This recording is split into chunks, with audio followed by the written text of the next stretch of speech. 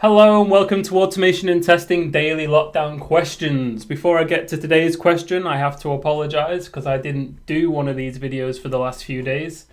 The reason being, it's just the dip. I don't know if anyone else is going through it, but the reason I started doing these questions was because motivation and getting a break from the norm, because I'm finding myself going in these dips where I just can't be bothered doing anything, and it's really odd for me because I work from home full time. I have done for 4 or 5 years. But it's just something about this pandemic being ongoing that's just so draining.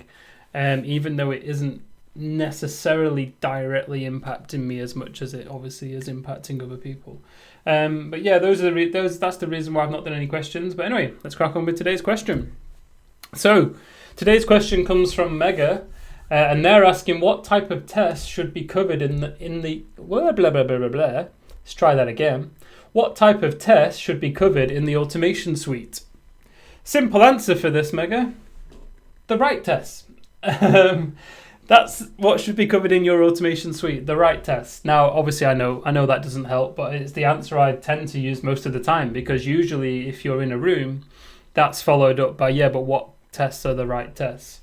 And the way that we talk about this within automation and testing is we do something called the visual task analysis. Now, it has a terrible name, but it's a very good visualization of how you can decide what types of tests should be done. So what this focuses us in on even is what we should be testing, not necessarily how we're going to do it, what tool we're going to use or anything like that. What makes us realize what risk are we trying to mitigate and what's the lowest point that risk is visible or available to mitigate in our system, given if we are able to test on that layer. But it's about identifying it first and then using our testability to decide if we can. So in this very quick example, and any of you have watched any of my YouTube Selenium conference talks, you would have seen this, and there's a talk from SourceCon as well that goes through this. But this is a successful login flow. Most applications have a login flow. And what we want to do here is we want to automate that the user can log in. And that's a very common scenario that you'll hear. But if you actually break down the steps that happen here, and this is what task analysis refers to, something introduced to me by Rob Sabarin. It's the idea of breaking down tasks into their smallest individual chunks.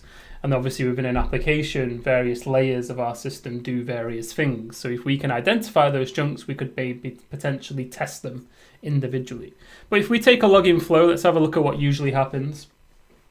So the user clicks login on the form on their website, which triggers some JavaScript. In this context, our application is written in React, so that triggers React to build the actual page that they want to interact with. That's then rendered to the screen. The user then fills in their username and password and clicks submit. React then picks that up and goes, oh, thank you, you've submitted that form. That means I need to call this API. So it sends the credentials to the API, the login API, which then passes those credentials. It gets them in JSON, it passes them into Java. It then checks those credentials to see if they're valid. In this application, it's hard-coded because it's for test applications, but in most applications here, you'd go down to the DB. But it checks those credentials are correct. The library we're then using gives out a token. We then give that token to the API. The API sends it back to the web application to React. React goes, hey, successful, thank you. I'm going to flag them as being logged in. It then sets a cookie, which React then responds to and goes, okay, I can see that you're authorized, therefore I'm going to send you to the next page, which in our instance is the view room page. So you can see here there's a lot going on. So our original question was, we want to test that a user can log in. But the question is, what were you actually trying to test? Were you trying to test that the system accepts valid credentials, that the user can actually even see a login page, that the user can interact with a login page, that the credentials I enter on the login page are actually the credentials that are sent to the API? Are we trying to test that the token system works? Are we trying to test that we can set a cookie? Are we trying to test that the redirect works once that cookie is set? What is it that we were trying to test? Because just log in, sure, it can be seen as a valid end-to-end scenario, but it's big. Every single dot on this visualization could cause a login UI script to fail. So go back to your question.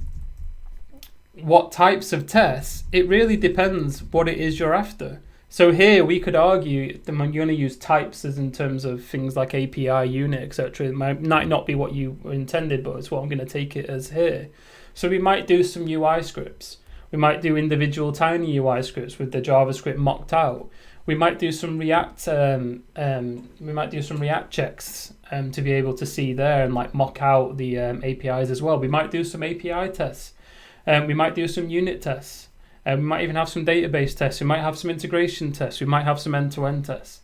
Nothing is off the table because it's about the risk. And then it's about understanding our system, understanding our testability, and then working out the right place to do, to create a check to mitigate that risk. And one thing we always stress here is, we might identify that the right thing to do is an API automated check, but we don't have the skills.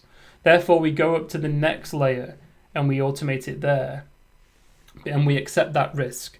But after over time, if you've made that sacrifice too many times, it might be time to go to your company, to your team, and say, look, we need to add some API stuff into our approach. So can we go on some training, take some courses, etc., get some time to learn how to do that, because we keep going up to the UI when really we should be doing these on the API. So there you go, Megha. I hope that answers your question.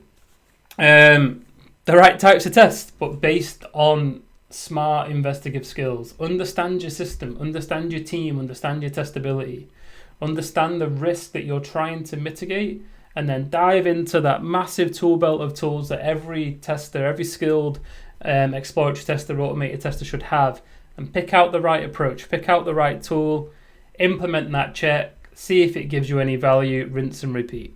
All right, cheers everyone. Thank you for watching. Bye.